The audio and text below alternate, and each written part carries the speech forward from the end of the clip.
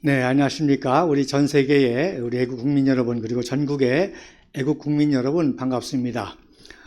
우리 청년들이 참 대단하죠. 이번에 항저우 아시안 게임과 그리고 국가대표 A매치 경기를 통해서 이제 뭐 스포츠 분야에서도 우리 청년들이 이제 세계적인 레벨로 활동하는 그런 모습을 볼 수가 있습니다. 그래서 실력뿐만 아니라 아주 인성도 좋고 매너도 좋고 특별히 베트남전에서 또 감동을 받은 것은 우리보다 약체고 또 이미 많은 골을 냈는데도 불구하고 끝까지 최선을 다하는 우리 청년들의 모습에 굉장히 감동을 받았고, 또 베트남도 정말 박항서 감독님께서 잘 키운 제자들인 것 같아요. 그들도 스코어에 관계없이 그렇게 대패를 했는데도 끝까지, 또 더구나 또 친선 게임에서도 그 레드카드 퇴장이 있더라고요. 그래서 좀 안타까웠는데 수적인 열세에도 불구하고 그렇게 최선을 다하는 그 베트남 모습을 보면서 베트남도 굉장히 미래가 있다, 소망이 있다, 그런 모습을 느꼈습니다. 그래서 정말 우리 이렇게 청년들은 이렇게 실력이 있고 또 인성도 좋고 또 청렴결백하고 또 정직하고 이런데 정말 우리 정치는 너무 저질이고 수준 이하라는 그런 느낌을 갖지 않을 수가 없습니다. 물론 이제 그 삼성과 같은 기업은 이미 글로벌 기업으로 참 세계적인 기업이 됐는데, 정치권에 의해서 검찰과 사법부와 또 언론과 이들이 한 통속이 돼가지고 이재용 회장을 구속시키는 그런 아주 저질스럽고 유치한 그런 정치적인 모습을 보면서 우리 공화당이 창당됐을 때에 바로 이미 우리는 그런 비전을 가졌습니다. 정치가 엉망이 되면 경제도 망가지게 되고 또 청년들의 미래가 없어진다. 청년들이 이렇게 정정당당하게 실력을 발휘해서 세계 무대에 나가야 되는데, 청년 때부터 줄 서고 또 인맥과 학연과 지연과 이런 데 줄 서고 눈치 보고 또 편법 이런데 이런 걸 통해서 자기의 욕망과 야망을 이루려고 하는 그런 문화가 될 때 청년들의 미래만 암담할 뿐만 아니라 나라도 위험하게 된다는 것이죠. 그래서 우리 공화당은 그때부터 청년이 살아야 나라가 산다, 그런 구호를 가지고 청년들의 미래를 위해서 올바른 정치를 해야 된다, 이런 그 사명을 가지고 지금까지 왔고, 또 조원진 대표님께서 늘 말하는 것처럼 우리 공화당은 정치사관학교와 같이 아주 확실한 이념, 가치, 체제교육, 또 국가관, 그리고 청렴결백한 정치자금 운용, 그리고 애국애족의 마음으로 민생을 돌보는 봉사와 희생의 정신, 그리고 자유통일. 그 자유통일이라는 것은 결국 우리 청년들의 미래 아닙니까? 그리고 자유통일 과정에 우리 청년들이 또 많은 역할을 하게 될 것입니다. 그래서 조원진 대표님께서 최근에 계속 방송에 나가셔서 정치 삼국지, 정치 제3지대 얘기를 많이 합니다. 일반적으로는 유승민과 이준석, 즉 집권 여당에서 뛰쳐나간 사람들하고 또 비명계에서 쫓아난 사람들이, 또 김태섭이라든지 이런 사람들이 이제 제3지대를 형성한다고 그렇게 언론에서 말하는데, 그것은 이제 현상적인 것이고, 우리가 말하는 진정한 정치 삼국지는 바로 여야 양당의 이러한 부패 정치에서 정말로 올바른 정치를 하는, 올바른 이념과 가치와 헌법적인 가치를 가지고 나가는 보수를 다시금 재건하고 종북 좌파를 완전히 척결할 수 있는 그런 제3세력으로서의 정당을 말하는 것입니다. 그러니까 어떻게 보면 정확하게 말하면 정치 사국지가 되겠죠. 그래서 기존의 여당, 기존의 야당, 그리고 그 둘 사이에서 뛰쳐나간 정말로 이념도 가치도 없이 국회의원 한 번 더 해보겠다고, 또 여야 양당에 대한 혐오감을 가지고 제3지대로 국회의원 되려고 하는 그런 집단, 그리고 올바른 이념과 가치를 가지고 대한민국을 바로 세우려고 하는 그런 우리 공화당 중심의 보수 대통합을 주장하는 세력. 그래서 정확하게는 정치 사국지가 되겠지만 이해하기 쉽게 우리가 정치 삼국지를 말하는 것입니다. 이제 총선이 6개월 정도 다가왔죠. 내년 4월 10일 날인데, 그래서 우리 공화당의 비전은 아마 이제 선거법이 어떻게 될지 모르겠습니다만은 약 250개의 지역구 중에서 약 150개 지역을 우리 20대, 30대, 40대 청년들을, 실력 있는 청년들을 공천하고 또 그들을 도울 수 있는 한 명당 1억 정도의 선거 자금을 당에서 도와주면 150억이잖아요. 그래서 그렇게 되면 정말 우리 공화당이 할 수 있는 정치 혁명을, 그래서 250개 지역에 150명의 청년들이 출마를 했다. 그것도 실력이 있고 또 영어는 기본이고 제3 외국어를 하는 3개국어를 하고 또 인성도 좋고 청렴결백한 그런 청년들이 출마하게 되면 정말 정치권의 지각 변동이 일어나게 될 거고요. 그리고 이제 비례대표까지도 50석 비례대표까지도 하면 놀라운 올바른 정치개혁, 정말 청년을 위한, 청년에 의한 청년의 정치로 대한민국을 만들어 나갈 수 있을 것입니다. 그래서 문제는 이제 우리 조 대표님하고 저도 그렇지만 선발할 수 있는 인재 자원들은 많이 있습니다. 지난주에 우리 박주호 청년이 또 입당 연설을 또 멋지게 하지 않았습니까? 그런 청년들이 많이 있습니다. 그래서 선발에는 전혀 문제가 없는데 중요한 것은 이제 그들을 도울 수 있는 1인당 1억 정도, 15억 정도의 최소한의 깨끗한 정치 자금이 필요하다. 깨끗한 정치 자금이라는 건 다른 게 아닙니다. 바로 당에다가 후원하면 그게 깨끗한 정치 자금이 되는 것입니다. 정치인 개인에게 후원하기 때문에 그것이 부정부패의 빌미가 되지, 정당의 특별장비라든지 후원금으로 내면 정치 자금에 전혀 문제가 없는 깨끗한 자금이 되는 것입니다. 어느 시대나 사실 청년들이 모든 그 시대의 주도를 이루었고, 우리 대한민국의 역사만 하더라도 지난주 이제 보스턴 마라톤 대회 이야기를 하면서 우리 대한민국 건국 과정에 결정적인 역할을 한 게 바로 1947년도 서윤복 선수의 보스턴 마라톤 대회 아닙니까? 23살의 청년이 결국 보스턴 마라톤 대회의 미 군정기관이지만 1위를 함으로를 통해서 그 뉴욕의 유엔 본부에서 기자회견을 하고 또 리셉션을 해서 대한민국의 건국에 결정적인 역할을 맺힌 것이 바로 그때 청년이었습니다. 자, 그래서 오늘 또 이 청년의 얘기와 함께, 그리고 또 다음 주는 10월 26일 날은 박정희 대통령 각하의 서거제 44주기 아닙니까? 그래서 26일 날 당일에는 우리가 1시 30분에 현충탑에서 참배를 하고, 그리고 2시에 박정희 대통령 모셔서 공식 추모식을 갖습니다.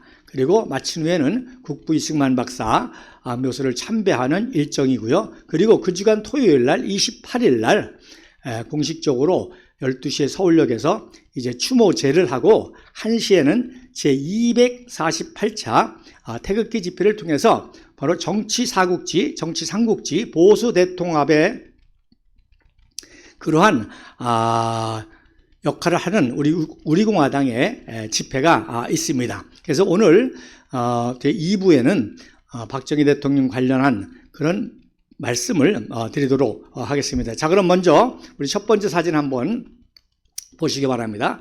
자, 1950년 4월 19일 제54회 보스턴 마라톤 대회가 있었습니다. 이때 놀랍게도 우리나라 한기영 선수가 1위를 했고요. 그 다음에 2위는 송윤길 선수가 있고, 송기륜 선수가 있고, 송기륜 선수입니다. 죄송합니다. 이름이 잘못됐습니다. 송길륜 선수가 됐고요. 3위가 전윤칠 선수가 됐고, 또 감독금 교체로 송기정 선수가 나갔는데, 최초로 한 국가에서 한 종목에서 1, 2, 3위를 하는 놀라운 기록을 세웠죠. 그래서 여러분 사진에 보면은 왼쪽이 이제 보스턴에 도착해서 연습하는 함기용 선수의 모습이고요. 또 이 당일날 4월 19일인데도 굉장히 보스턴이 눈보라가 휘날 정도로 굉장히 추웠다고 합니다. 그래서 지난주 말씀드린 것처럼 그 마지막 30km 지점에 이제 그 하프브레이크 힐이 있죠. 상심의 언덕이라는, 거기서 너무 힘들어가지고 눈보라에 또 비바람에 너무 힘들어가지고 3번을 걸었다고 합니다. 그럼에도 불구하고 이제 위리를 꼬리하는 장면이 가운데 사진이고요. 그래서 유명한 말이 있었죠. 워킹 챔피언. 그래서 3번 걸음에도 불구하고 챔피언이 됐다 해서 워킹 챔피언이라고 하는 그런 별명도 들었습니다. 자, 오른쪽 사진이 이제 우승 후에 뉴욕에서 그 유명한 1936년 베를린 올림픽에서 역시 세계 최초로 육상 종목에서 4관왕을 기록한 100m, 200m, 또 멀리뛰기 400m 계주에서 금메달을 따서 4관왕의 기록을 세운 조시 오웬 선수하고 기념 촬영한 모습입니다. 그래서 아주 또 두꺼운 코트를 입고 촬영을 했죠. 그 다음 사진에 보면, 그래서 1, 2, 3위를 하니까 이거 정말 센세이션한 일 아닙니까? 단일 종목에서 한 국가, 대한민국이 1위, 2위, 3위를 했다. 더욱이 47년도 제51회 보스턴 마라톤 대회는 미 군정 당시에 태극기를 달고 나갔지만, 이 50년 대회는 1948년 8월 15일 날 건국을 하고 12월 12일 날 유엔의 인준을 받고 이제 세계 모든 나라들과 공식적인 외교 관계를 맺을 수 있는 그런 공식 국가로서 정식 태극기를 들고 태극기를 달고 세계 대회에서 나가서 1등한 사건이기 때문에 또 센세이션한 사건이죠. 그래서 기자회견할 때 또 이 함기용 선수가 또 재미난 말을 했습니다. 왜 이렇게 한국 선수들이 잘 뛰느냐. 3년 전 서윤복도 그렇고 이번에 1, 2, 3위를 하고 하니까.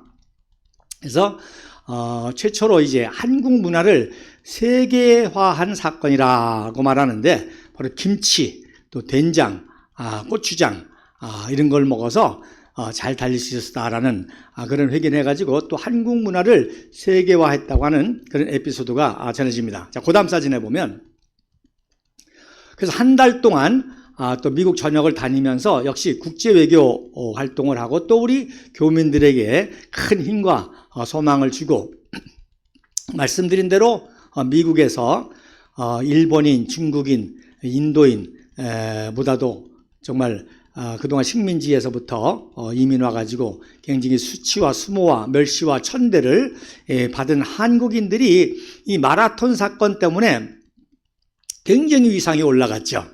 그래서 상대도 안 해주던 한국인을 이제 대우하고 존경하고 초청하고 하는 그런 사건을 일으킨 또 사건입니다. 그래서 한 달 동안 이제 미국 전역을 다니다가 또 일본을 일부러 또 경유하죠. 그래서 일본을 경유해서 또 역시 일본에 있는 한국인들에게 꿈과 소망을 줍니다. 그래서 여러분 보시는 이 사진은 바로 일본에서 시범 경기처럼 한인들하고 뛰는 그런 장면이 되겠습니다. 자, 그 다음 사진에 보면, 그래서 이제 5월 20일 날 귀국을 합니다. 1950년 5월 20일 날 귀국을 합니다. 그래서 우리 손기정 감독님하고 또 가운데 함기용 선수 그래서 화환을 받고 있죠. 자, 여러분 잘 보시면 5월 20일이면 이제 한 달 후에 뭐가 일어납니까? 6.25 기습남침이 일어납니다. 자, 그 다음 사진에 보세요. 그래서 이승만 박사가 얼마나 기쁘셨겠습니까? 이 서윤복 때는 미 군정청 당시였고, 이제 정식 대한민국 국가로서 대한민국 태극기를 들고 우승한 선수단을 경무대에 초청해서 눈물로 치하를 하죠.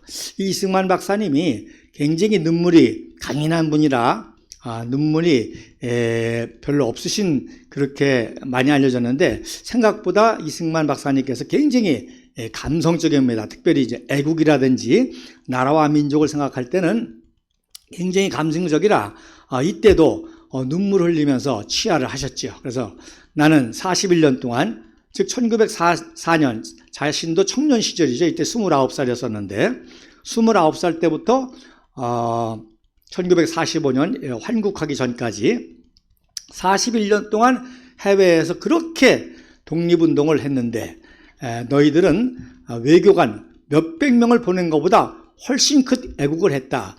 이게 굉장히 중요한 역사적인 멘트입니다. 지금 대한민국이 막 신생국가이기 때문에 이제 미국을 시작으로 해서 세계 각국과 수교를 맺어 나가는데 이제 미국 또 프랑스, 영국 이런 정도로 이제 수교를 시작하는데 이미 전 세계 약 150국가에 외교관을 보낸 것보다도 더 큰 애국을 했다고 굉장히 감동을 받으셔서 환영하는 그런 모습이 되겠고요. 왼쪽은 이제 그 서윤복 선수하고 또 기념 촬영한 사진인데 이때 또 이제 함기용 또 선수가 자신이 받은 메달을 이승만 박사에게 또 걸어드렸죠. 물론 나중에 이제 찾아갔지만.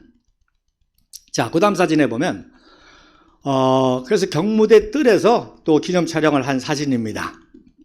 그래서 오른쪽 사진에 보면 그 가운데에 외국인 여성이 있어요. 그래서 이 여성이 바로 미 군정청 때 서윤복 선수를 보냈던 미 군정청의 정확하게는 체육교육이 아니라 바로 사회교육, 소사이얼 에듀케이션 담당의 스메델리 여사로 추정되는 분입니다.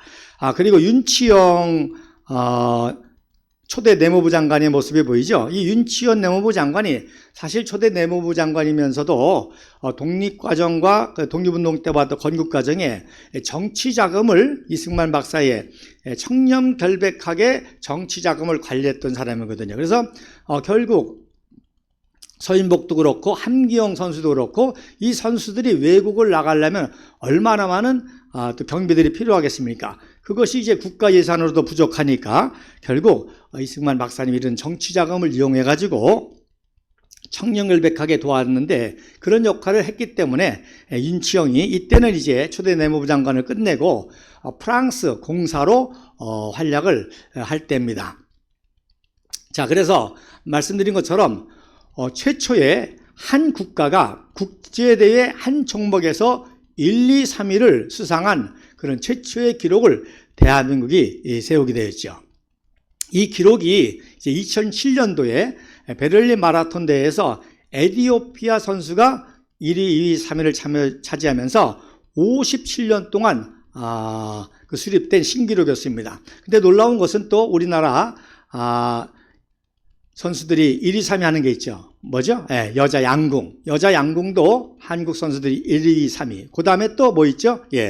여자 골프. 여자 골프도 1위, 1위, 3위를 할 수 있는 그런 이제 종목이 되겠습니다. 자, 그래서 이게 왜 중요한 거 하니 이 함경 선수와 송기륜 선수와 전윤출 선수의 이 보스턴 마라톤 사건이 바로 말씀드린 대로 한 달 후에 뭐가 일어납니까? 북한 공산 집단의 기습 남침이 일어납니다. 그래서 그 다음 사진에 보시면 기습 남침이 일어나지 않습니까? 그랬을 때에 바로 이승만 박사가 국제 외교력을 총동원시켜가지고 미국과 자유우방국들을 움직여가지고 UN 22개국을 파병하게 합니다. 그래서 UN 22개국이 대한민국을 구원하기 위해서 파병하게 된 결정적인 역할을 바로 보스턴 마라톤 대회에 1, 2, 3위를 한 이 청년들의 역할이 컸다는 것이죠. 그래서 신생 대한민국을 도와야 된다, 구원해야 된다. 그래서 전투병 16개국, 의료지원단이 5개국이 아니라 6개국입니다. 최근에 독일이 파병했다는 것이 밝혀져 가지고 6개국이 돼서 22개국이 되고요. 김영삼 정부 당시까지는 21개국으로 그렇게 했었는데 그때부터 이상하게 전투 파병 16개국과 의료지원단 5개국을 나눴거든요. 원래 나누면 안 됩니다. 여러분 아시는 것처럼 위생병이 무기를 휴대하고 최전방에서 싸우다가 부상당한 병사들 치료하지 않습니까? 그러니까 교전도 하게 되고 또 희생도 당하게 됩니다. 그러니까 전투병하고 동일한 게 위생병입니다. 또 야전병은 뭐 그야말로 야전에서 활동하는 야전병은 메시라 그러지 않습니까? 결국 같이 22개국으로 봐야 되는 것입니다. 그리고 물자지원국 39개국에서 이 자유우방, 그러니까 공산주의 계통의 나라들을 제외하고는 전 세계의 우방국들이 대한민국을 구원하겠다는 것이죠. 자, 지금 이스라엘하고 하마스하고의 정치 때문에 전쟁 때문에 많은 사람들이 관심을 갖고 있는데, 정확하게 말하면 하마스는 정권입니다. 팔레스타인 국민들을 지배하는 아주 테러 집단의 정권이죠. 웨스트뱅크, 예루살렘에 있는 팔레스타인을 지배하는 정권은 좀 옹본한 정권이고요. 이 가자지구 쪽에 정권을 장악하고 있는 하마스는 아주 폭력적인 그런 테러 집단의 정권입니다. 그래서 팔레스타인하고 분리해서 봐야 됩니다. 그래서 하마스와 이스라엘 간의 전쟁이죠. 그 점을 우리가 주의 깊게 봐야 됩니다. 자, 그런데 이스라엘이 바로 이때 전투병을 파병하려고 했습니다. 역시 이스라엘도 중동 국가와 전쟁을 치르면서 독립을 했고 자유우방국의 지원을 받았기 때문에 우리 대한민국을 도와서 전투병을 파병을 하려고 벤구리온 수상이 노력을 했지만, 안타깝게도 거기에도 이제 종북좌파 사회주의 계열의 마팜이라고 하는 정당이 있었는데, 그 정당의 반대로 인해서 결국 전투병을 파병하지 못하고 식량이라든지 또 의약품이라든지 이런 것을 지원한 게 바로 이스라엘이기 때문에 이런 역사를 우리가 또한 기억해야 될 것입니다. 자, 그래서 그 다음 사진에 보면, 그래서 그러니까 서윤복은 대한민국 건국의 영웅이라고 한다면, 건국의 청년이라고 한다면, 이 스포츠를 통해서 국제 외교력을 발휘하게끔 해가지고 대한민국 건국과 인준에 결정적인 역할을 미쳤다고 한다면은, 이 함기용과 송기륜과 전윤칠 선수는 대한민국 구국의 영웅이라고 할 수가 있겠습니다. 이 보스턴 마라톤 대 1, 2, 3위를 통해서 결국 한 달 후에 6.25 남침 때 유엔에서 자유우방국을 파견하게 되는 그런 놀라운 영향을 미친 사건이라고 볼 수가 있습니다. 그래서 또 마침 1950년 6월 25일 날은 서울운동장, 동대문 운동장이죠. 거기서 제2회 학도 호국단 체육대회가 있었습니다. 당연히 이제 또 이 함경 선수도 고려대학교 육상부 장학생이니까 거기에 또 출전해서 활동하려고 하는데 전쟁이 일어났잖아요. 그러니까 갑자기 사이렌이 울려나면서 피난을 가라 했는데, 자, 여러분, 북한에서도 이러한 사실을 압니다. 무슨 얘기입니까? 바로 대한민국 건국 과정에 중요한 역할을 한 사람들은 다 뭐예요?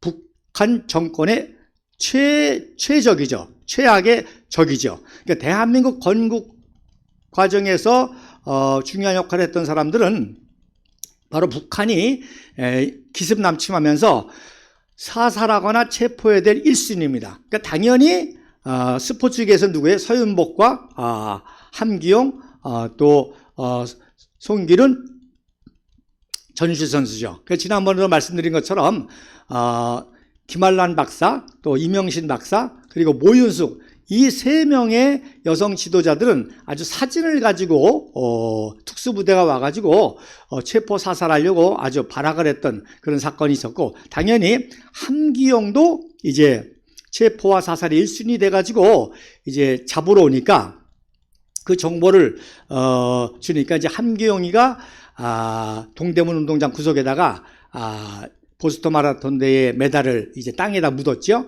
그리고 자기 고향인 이제 춘천으로 피신을 갑니다. 그래서 춘천에 2005년도에는 이제 함기용 동상이 건립돼가지고 제막식을 한 그런 모습의 사진을 볼 수가 있는데, 어쨌든 그래가지고 이제 춘천으로 피신을 갑니다. 그랬더니 이제 인민위원들이 또 이 북한 특수부대들이 함기용하고 그 가족들을 체포하려고 아주 혈안이 됐었죠. 그러다가 이제 숨어 있다가 어느 날 몰래 나왔는데 인민군한테 발견이 된 거예요. 근데 뭐 여러분 그 전에 아시겠지만 우리 청년들이 뭐 인민군의 복장이 어떤지 국군의 복장이 어떤지 정확히 기억을 합니까? 그런데다가 이제 그때는 이제 서울 수복작전이 성공을 해가지고 인민군이 패전할 때니까 남루한 옷을 입고 이 인민군이 대피하니까 당연히 이제 국군이 해방이 돼가지고 올라온 줄 알고 대한민국 국군 만세를 부른 거예요. 인민군 앞에서 대한민국 국군 만세를 부르니까 이거 뭐 직결처분 처형감 아닙니까? 그랬더니 이제 인민군이 죽이려고 하니까 사실은 나는 민청위원장이다. 이 춘천의 민청위원장, 민주청년위원장이라는 거죠. 그러니까 이 공산당의 제일 중요한 조직이 민청하고 여명 아닙니까? 여성동맹과 민주청년동맹인데, 그래서 그런 말을 해가지고 속이니까 야 지금 국군이 유엔군이 서울 수복해가지고 진격하는데 빨리 도망가야 된다. 그래서 같이 도망을 간 거예요. 인민군하고 함경호가 같이 도망을 가다가 이제 적당한 때에 도망을 했죠. 그랬더니 뭐 뒤에서 총을 쏘고 하지만 뭐 달리기 선수가 얼마나 잘 뛰겠어요. 그래서 구사일생으로 살아 돌아와서 이제 그래도 이제 안심 못하고 방공호에 숨어 있는데, 이번에는 인민군 복장을 한 이사단 17년대, 즉 서울 수복작전에 참석했던 17년대 특수부대 그 수색대가 인민군 복장을 하고 있다가 이 함경 가족을 체포한 거예요. 그러니까 이때 또 모르고 인민군 복장을 또 당연히 했으니까 또 조금 전까지만 해도 인민군을 봤잖아요. 그래서 인민군 만세를 부르는 거예요. 인민군 만세를 부르니까 이것도 국군한테 이제 총살감이지 않습니까?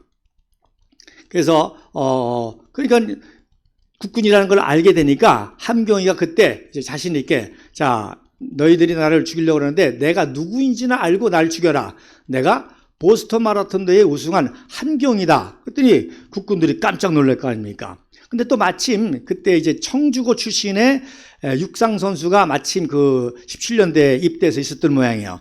그러니까 함경이를 알아보고 그래서 확인하기 위해서 그 집에 가보니까 아버님 함자가 보이고 해서 이제 구사일생으로 살아난 그런 또 놀라운 에피소드가 있습니다. 그러다가 이제 제6사단이 이제 춘천으로 오면서 육사단장 김종호 사단장한테 또 도움을 받았다는 그런 얘기가 있습니다.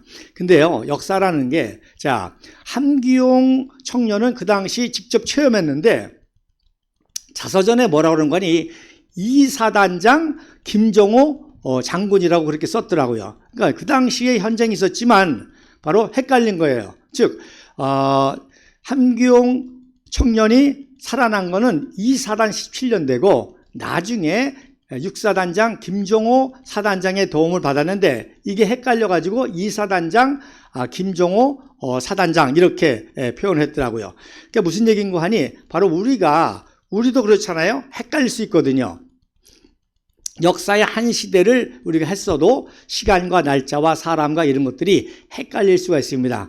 그렇기 때문에 역사라는 것은 오히려 후대에 여러 가지를 종합해가지고 보다 정확하게 이해할 수가 있는 겁니다. 그래서 우리 공화당의 이 역사 특강이 그래서 중요한 겁니다. 그래서 함기용 이 청년도 나중에 이제 고백을 했지만 이렇게 헷갈려서 이사단장 김종호 장군이라고 그러는데 김종호 장군 이사단장을 한 적이 없죠. 제6사단장하고 나중에 그 유명한 백마부대 제9사단장을 하셨습니다. 그러니까 이렇게 역사라는 것이 헷갈릴 수가 있는 것입니다. 어쨌든 이런 놀라운 에피소드가 있습니다. 자, 이렇듯 우리의 건국과 구국 과정에 이 청년 스포츠맨들의 이런 역할이 너무나 큰 영향을 미쳤던 것처럼 오늘날도 우리 공화당의 비전은 바로 참 초반부에 말씀드린 것처럼 축구와 또 저도 이제 축구를 좋아하기 때문에 축구 테니스를 많이 이제 보는데 나중에 이렇게 보니까 알고리즘에 의해서 유튜브에 쇼츠들이 계속 뜨는데 바로 그 안세영 선수, 배드민턴의 안세영 선수도 대단하더라고요. 그 다음에 또 탁구의 신유빈 선수 경기하는 모습을 나중에 이렇게 쇼츠로 보니까 정말 대한민국의 대단한 청년들이면 정말 실력도 또 인성도 또 매너도 또 당연히 청렴결백하겠죠. 어떻게 스포츠 분야에서 규칙을 안 지키고 또 법을 안 지키고 심판을 매수하고 이래가지고는 세계적인 레벨이 될 줄 없지 않습니까? 그래서 이렇게 우리 청년들이 정말 대한민국의 청년들이 사회 각 분야에서 이런 청년들이 많이 있으리라고 봅니다. 그래서 이런 청년들이 우리가 잘 선발해서 이 청년들이 정치 국가대표로 국가대표 정치가로 우리 공화당이 키워나가는 그런 소망이 있고 얼마든지 자금만 준비가 되면 선발할 수 있는 인재들은 우리 조원진 대표님도 그렇고 저도 그렇고 많이 있습니다. 저도 인도네시아에서 자카르타에서 사역하면서 많은 청년들을 길러냈는데 그 대한민국의 이 교육제도, 이 대한민국의 교육제도를 미국식 교육제도로 바꾸기 위해서 제가 권면해가지고 듀크 대학을 졸업하고 케네디 교육대학원에서 그 케네디 교육대학원에 여러 가지 과가 있는데 무슨 과가 있는고 하니 대학 총장과가 있습니다. 아예 그 교육대학원에. 그래서 대한민국의 대학을 개혁해보라는 그런 비전으로 하버드 대학교에서 대학 총장과를 졸업한 여학생이 있습니다. 그리고 그 여학생이 또 역시 국회에 들어가서 대한민국의 교육과정에 대한 그런 보좌관 역할을 하다가 정치적인 변화에 의해서 나오고 지금 이제 변호사로 있는 그런 여자 청년도 있습니다. 이런 청년들이 많이 있습니다. 그렇기 때문에 우리가 정말 한 사람당 1억씩의 선거자금, 정치자금만 후원할 수 있다고 한다면은 얼마든지 좋은 인재들은 조원진 대표님도 그렇고 선발할 수가 있어서 정말 놀라운 정치혁명을 다음에 일으킬 수가 있을 것입니다. 자, 그리고 이제 말씀드린 대로 2부로 우리 박정희 대통령 각하에 대한 말씀을 드리겠는데, 자, 한번 사진을 보십시오. 자, 박정희 대통령의 위대한 세계사적 통치력 세 가지를 제가 말씀을 드리고자 하는데, 여러분, 이 한강의 기적을 이뤘다는 것은 놀라운 통치력의 결과입니다. 국비승만 박사 때부터 마찬가지지만, 그래서 미리 말씀드리자면 박정희 대통령 각하의 위대한 리더십의 세 가지 요소가, 첫 번째가 뭔고 하니 바로 언행일치의 정치입니다. 즉 혁명 공약을 그대로 100% 정도가 아니라 100배로 성취했죠. 그래서 자기가 국민들에게 약속한 거, 그게 공약 아닙니까? 혁명을 한 공약. 내가 왜 혁명을 했는지, 혁명의 그 국민한테 제시한 공약을 100%가 아니라 100배로 성취한, 즉 뭐예요? 언행일치죠. 정치가가 약속했으면 약속을 반드시 이루는 그 언행일치. 그래서 혁명을 시작하고 서거하실 때까지 18년 동안 처음과 시작이 아주 일관성이 있었습니다. 즉 18년 동안은 오직 공약을 실천하는 과정이었던 거죠. 그래서 한치의 오차와 흔들림이 없이, 벗어남이 없이 일치를 했다는 사건입니다. 그래서 여러분 보시는 사진이 바로 오른쪽 사진이 바로 5.16 혁명 하고 18일 날 바로 육군사관학교가 행진할 때 시청 앞에서 사관생도들을 바라보는 박정희 소장의 모습인데, 칼라화한 그런 사진입니다. 그리고 왼쪽이 바로 여러분이 알고 있는 마지막 10월 26일 날 삽교천 종합개발사업 삽교호 준공이라고 되어 있죠. 그리고 땀 흘려 넓힌 농토 기름지게 가꾸자. 그래서 혁명공학 중에 하나가 가난에서부터 국민들을 구제한다는데, 이때는 완전히 이제 식량 자급자족하고 해외 수출하고 또 영토도 넓히고 해서 새마을운동도 완성하고 그런 단계였는데 바로 정확하게 첫 번째 특징은 언행일치의 정치가였다. 언행일치의 정치였다. 오직 자기의 약속한 것을 실천하기 위해서 18년 동안 한치의 흔들림이 없이 변화 없이 활약해가지고 공약을 100배, 100%가 아니라 200%가 아니라 100배로 성취했다는 것입니다. 실제로 통계가 나오죠. 예를 들어서 수출을 100만 불을 목표했는데 바로 200만 불, 1억 불 이렇게 성취한 통계들을 알 수가 있습니다. 제가 지난주에 우리 여의도에 이제 식당에서 어떤 그 모임이 있어가지고 그 식당을 갔었는데 제가 이제 넥타이를 이 태극기하고 우리 공화당이 같이 디자인된 넥타이를 메고 갔더니 그 식당의 마담이 아주 태극기가 특이합니다. 그래서 저는 이제 태극기보다도 태극기 밑에 있는 우리 공화당을 소개했죠. 우리 공화당 아십니까? 그랬더니 안 되는 거예요. 우리 조원진 대표님 안 되는 거예요. 그러면서 한마디가 일관성 있는 분입니다. 아주 한치의 흔들림이 없는 일관성 있는 분이십니다. 그렇게 얘기를 하시더라고요. 그래서 우리 공화당이 바로 이렇게 박정희 대통령의 모든 기념일을 우리가 태극기 집회를 통해서 국가 기념일 수준으로 지키는 이유가 바로 박정희 대통령의 이런 정신을 계승하기 때문입니다. 자, 그 다음에 두 번째로 이제 그 박정희 대통령의 특징을 mon고하니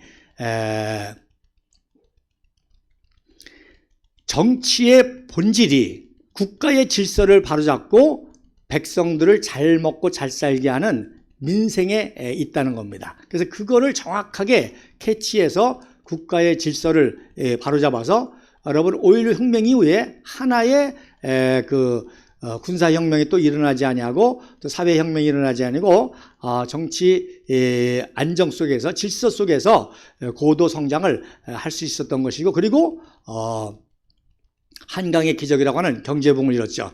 여러분 김일성이가 뭐라고 그랬습니까? 김일성이가 이밥에 쌀밥이라는 거죠. 이밥에 고깃국 먹고 또 비단옷 입고 기와집에서 살게 해주겠다는 것이 김일성의 약속이었는데 3대 세습 정권이 이어질 동안 70년 동안 오히려 일제시대보다도 더 가난하고 굶주리고 못 살고 한 그런 모습을 볼 수 있지 않습니까? 그러니까 김일성이도 정치가 뭐라는 거를 알긴 안 놈입니다. 그죠? 이 밥에 고깃국 먹고 또 비단옷 입고 기와집에 살게 해주겠다. 그러나 그걸 실천 못했잖아요. 그런데 박정희 대통령, 이승만 박사 박정희 대통령은 그걸 완전히 선진국으로 정말 요즘에 뭐 쌀밥을 안 먹을 정도니까 그리고 패션도 세계 최고가 됐고 또 최첨단 아파트에서 살아가는 그런 시대가 됐습니다. 그리고 마지막에 세 번째 특징이 뭡니까? 바로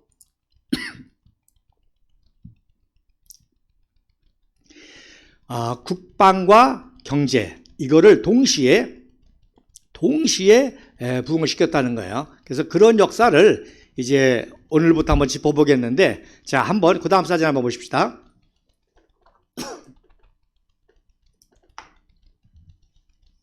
자 이게 박정희 대통령의 혁명 당시의 상황을 아주 이해할 수 있는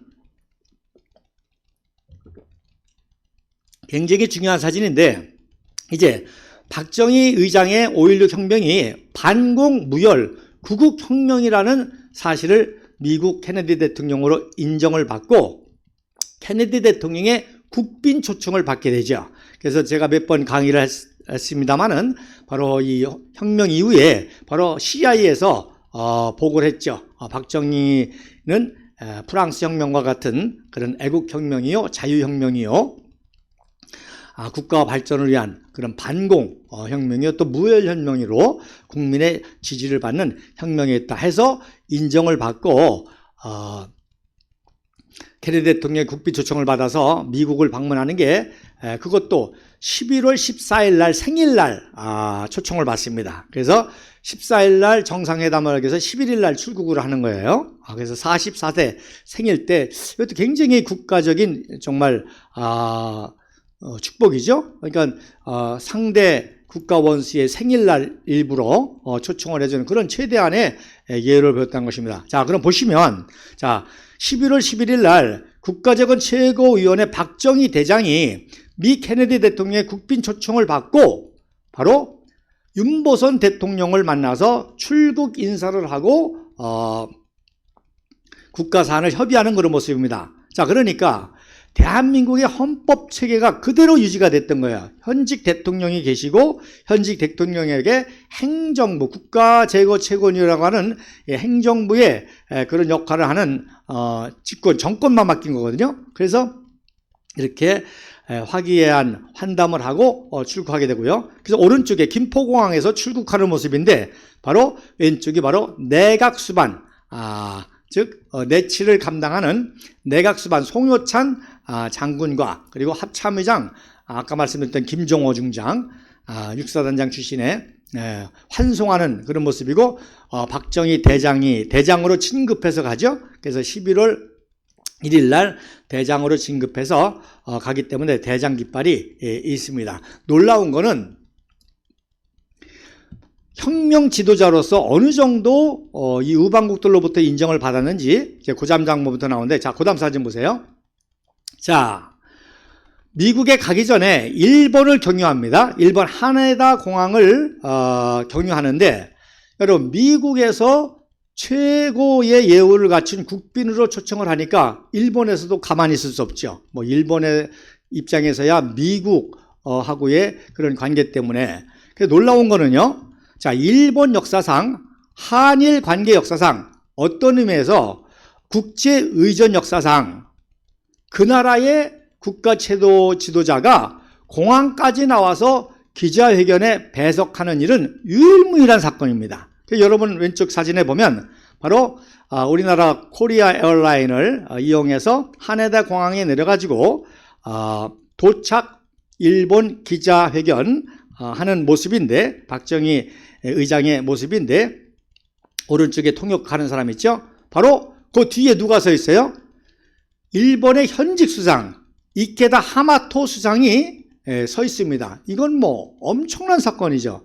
국가 지도자도 이제 대통령도 아닌데 바로 혁명의 지도자인데 일본 이케다 하야토 수상이 이렇게 배석한 모습이고 오른쪽에 바로 이제 기자회견을 마치고 이케다 수상 간조로 영접해서 걸어가는 모습인데 바로 오른쪽이 바로 이케다 하야토 수상과 그리고 박정희 의장과 대화하는 분이 바로 고사카 젠타로 일본 외무 대신이 되겠습니다. 이 사진 하나만 보더라도 바로 박정희 혁명가의 위상이 얼마나 대단한가. 일본에서도 굉장히 예우를 갖추고 존경하고 하는 그런 청년 지도자로 그렇게 예우를 해줬다는 것입니다. 자, 그 다음 사진에 보면 자, 이제 미국에 도착했습니다.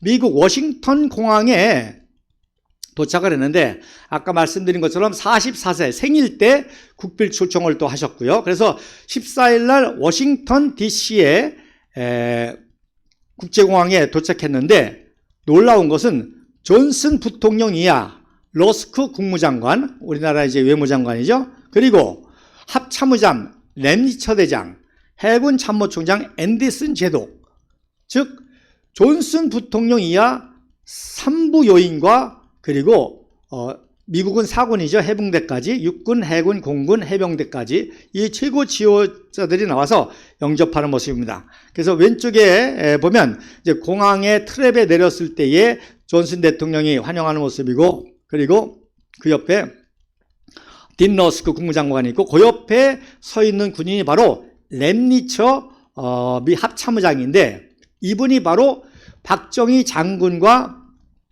6.25 참전용사입니다. 즉 박정희 소령이 육군 정보국에 있을 때 이분이 미 공수 사단장으로 참전을 했었고요. 그리고 그 유명한 사건 있죠.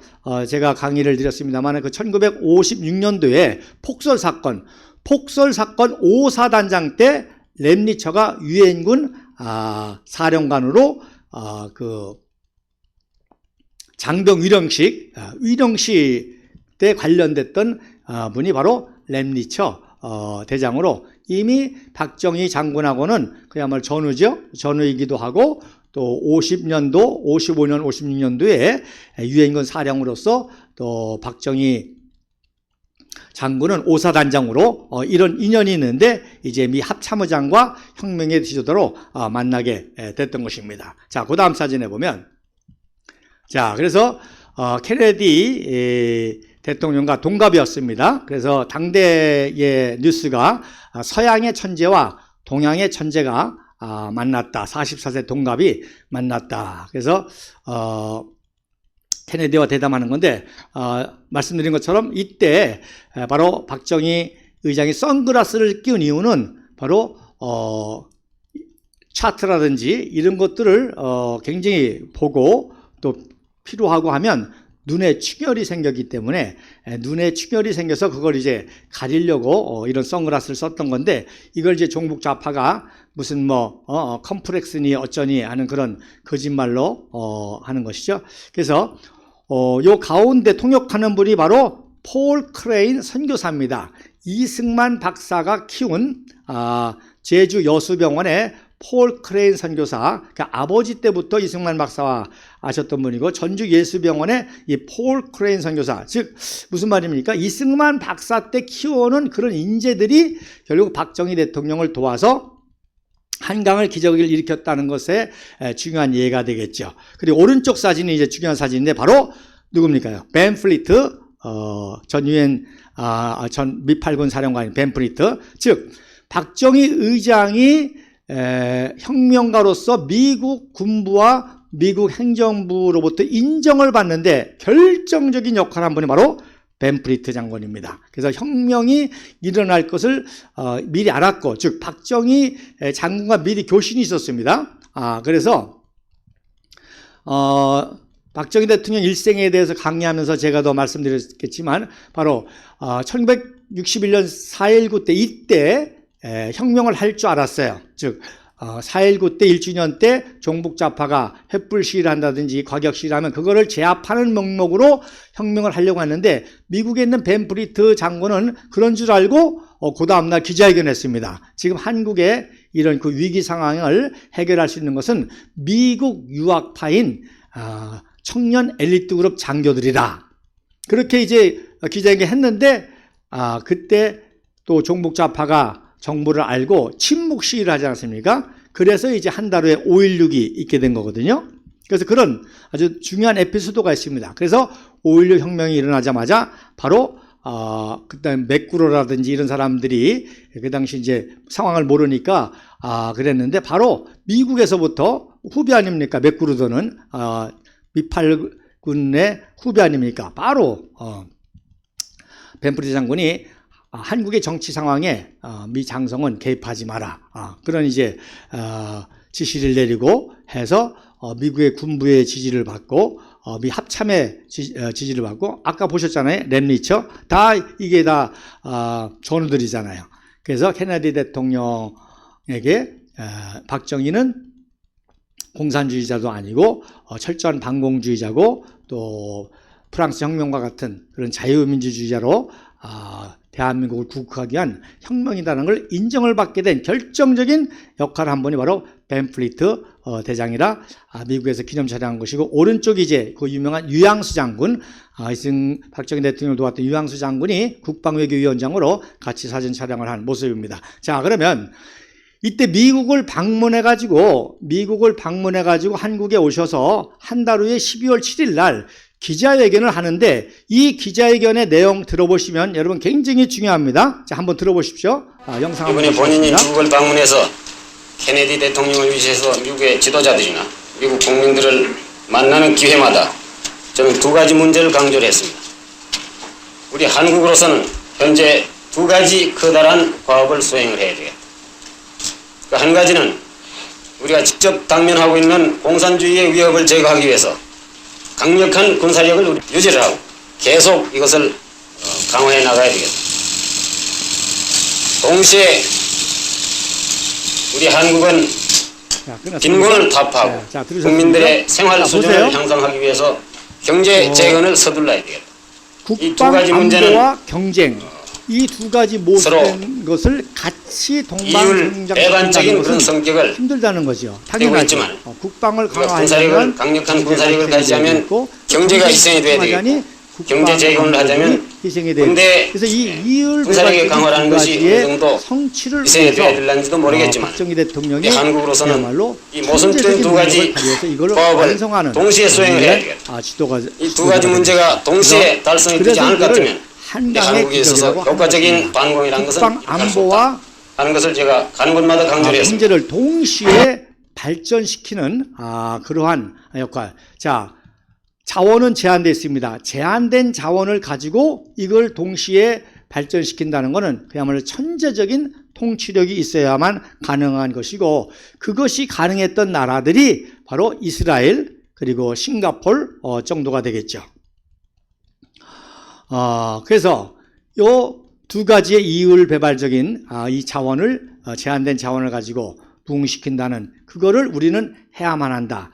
여기에 이런 천재적인 능력이 발휘가 됐던 것이고 또 특별히 중요한 것은 자 이승만 박사 때는 제가 말씀드렸지만 원조 경제였습니다. 우리나라 국가 예산이 1억 불일 때 8억 불을 들여왔거든요. 그러니까 뭐 엄청나지요. 그랬는데 이승만 박사 하야와 함께 원조가 줄어들으니까 이제 장면 정부가 어려워졌고 이제 혁명을 한 박정희 대통령은 이때부터 뭘 해야 돼요? 자립경제를 해야 됩니다. 자립경제. 그런데 자립경제를 하려고 해도 자원이 있어야 되잖아요. 그래서 미국으로부터 혁명을 인정을 받긴 받았는데 경제적인 지원을 못 받은 거예요. 그러니까 이제 자립경제를 위해서 중요한 게 뭡니까? 차관이죠. 그래서 그 다음에 사진 보시면 바로 그래서 미국을 방문하고 난 다음에 이제 민정이양을 하고 제5대 대통령이 된 이후에 제일 먼저 1년 만에 바로 서독을 방문해서 차관을 얻게 되는 겁니다. 물론 차관조차도 얻기가 쉽지 않죠. 왜? 담보가 있어야 되니까. 여러분 우리도 일상생활에서 돈 빌릴 때 그냥 빌려줍니까? 담보가 있어야 빌려주지. 근데 하물며 국가 간의 차관은 뭐 억 단위, 억 달러, 1억, 2억 달러인데 엄청난 돈인데 그래서 이제 차관을 통해서 그 차관을 자금으로 해서 한강의 기적을 일으킨 것이 이걸 그래서 자립경제라고 하는 것입니다. 그래서 1964년 12월 8일 이제 5대 대통령이 되고 1년 후입니다. 박정희 대통령이 이제 서독을 방문해서 서독의 르부케 대령하고 정상회담을 할 때 이제 박정희 대통령은 특등 십자 대공로 훈장을 받고 독일 측으로부터 또 르부케 대통령에게는 무궁화 대훈장을 수여하면서 정상회담을 하고 그래서 이승만 박사 때부터 꿈꿨던 이제 라인강의 기적을 우리는 한강의 기적으로 일으켜보자. 그래서 이런 관계가 시작이 되고 이제 실무적으로 이제 에하르트 수장하고 투자협정을 맺으면서 실질적인 경제협력이 일어나는데 이미 뭐 1963년도 케네디 대통령 장례식 때 그때 이제 바로 재무부 장관에서 수상이 됐을 때 이미 만나서 또 이렇게 1년 전부터 만나가지고 안면이 있었는데 자 이때 이제 유명한 대화가 바로 만나자마자 에하르트 수상이 박정희 대통령에게 묻습니다. 왜 혁명을 했습니까? 그랬을 때 박정희 대통령은 딱 두 마디 질서와 경제 개발이다. 질서와 경제 개발이다. 그래서 정치의 본질이 뭡니까? 바로 국가 질서를 확립하는 겁니다. 여러분 질서가 없으면 경제도 안 되고 뭐 아무것도 안 되죠. 쉽게 얘기해서 스포츠에서 심판이 제대로 해야 경기가 재밌어지고 경기의 룰이 제대로 지켜져야 그래야 질서 있는 경기에 있어서 재밌지 않습니까? 국가도 마찬가지 아닙니까? 그러니까 국가 질서를 바로잡는 것. 그래서 2차 세계대전 후에 전 세계 약 100개국이 120개국이 됐는데 그 나라들이 왜 발전을 못해요? 국가 질서가 없거든요. 얘가 군사 혁명을 하면 그 다음에 또 다른 사람이 하고 또 누가 하고 또 부정부패가 만연하고 이러니까 국가의 질서가 다뤄잡히지 않으니까 대한민국의 한강의 기적을 이뤘다는 건 뭐예요? 바로 국가 질서가 확실하게 잡혀서 정치적인 안정, 뭐 그 안에 크고 작은 건 있을 수 있죠. 특별히 우리나라 상황에서는 이제 종북좌파의 시위가 심하지 않습니까? 종북좌파들이 모든 면에서 반대를 위해서 만들어가지고 말씀드린 것처럼 박정희 대통령의 혁명은 이렇게 국제적으로 인정을 받은 최고의 예우를 받은 혁명인데 국내에서는 종북좌파들이 군사 쿠데타다, 군사 독재다 이런 걸로 맨날 시위하지 않았습니까? 그래도 어느 정도 그것을 제압을 했기 때문에 국가의 질서가 유지되니까 민생이 경제 발전을 이룰 수가 있었던 것이죠. 제가 인도네시아에 있으면서 인도네시아도 수하르토 정권 때 이 인도네시아 역사도 보면 인도네시아도 수카르노 정권 때 초대 대통령 수카르노 정권 말기에 거기도 공산주의 혁명이 일어났습니다. 거기도 중국계가 많기 때문에 중국을 통해서 공산주의자들이 따라서 군부 내에도 공산주의자들이 있어가지고 군부 내에 공산주의 혁명이 일어나가지고 장성들을 다 죽인 거예요.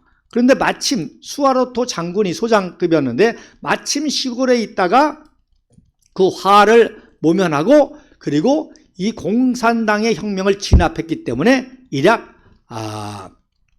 수카르노의 후계자가 돼가지고 정권을 잡을 수가 있었던 것입니다. 그래서 수하르토 정권이 공산주의를 완전히 인도네시아에서 제압하고 장기 집권을 했는데 여러분 아시는 대로 이제 IMF가 있었잖아요, 인도네시아에.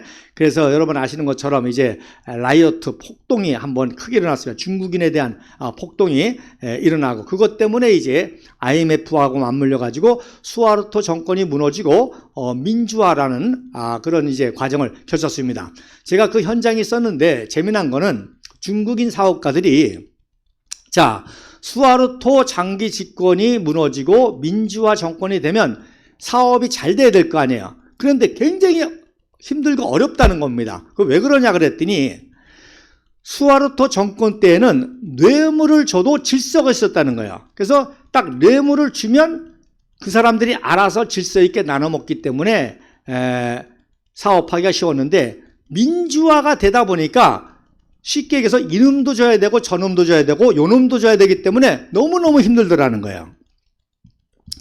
이게 바로 종북좌파의 실체입니다. 여러분 김영삼, 김대중 정권 이후에 종북좌파의 정권이 바로 국가의 질서를 완전히 무너뜨린 거죠. 그래서 이승만, 박정희 시대는 바로 그것이 독재가 아니라 바로 국가의 질서를 바로잡았던 시대요. 그래서 고도의 성장이 있었던 시대인 것입니다. 그래서 이때 이제 차관을 성공하죠. 사관을 성공한 얘기는 이미 상식적으로 많이 하는 얘기고 제가 강조하고 싶은 것은 그 왼쪽에 이제 박정희 장군하고 에르트 수상하고 진지하게 대화하는데 가운데서 통역하는 분이 배경원 박사님인데 제가 누누이 말씀드린 것처럼 배경원 박사는 이승만 박사가 유학을 보낸 그런 청년이었다. 이때 이제 그 에하르트 수상이 차관을 요청하니까 이제 손을 벌리는 모습이 또 찍혔는데 차관을 요청하니까 에하르트 수상이 이제 일본하고의 국교 정상화를 해서 전쟁 배상금 같은 것들을 받아가지고 하면 되지 않냐. 그랬더니 박정희 대통령이 이때 눈물을 흘리면서 말씀하시죠. 우리는 일본한테 그동안 맞고만 살았다.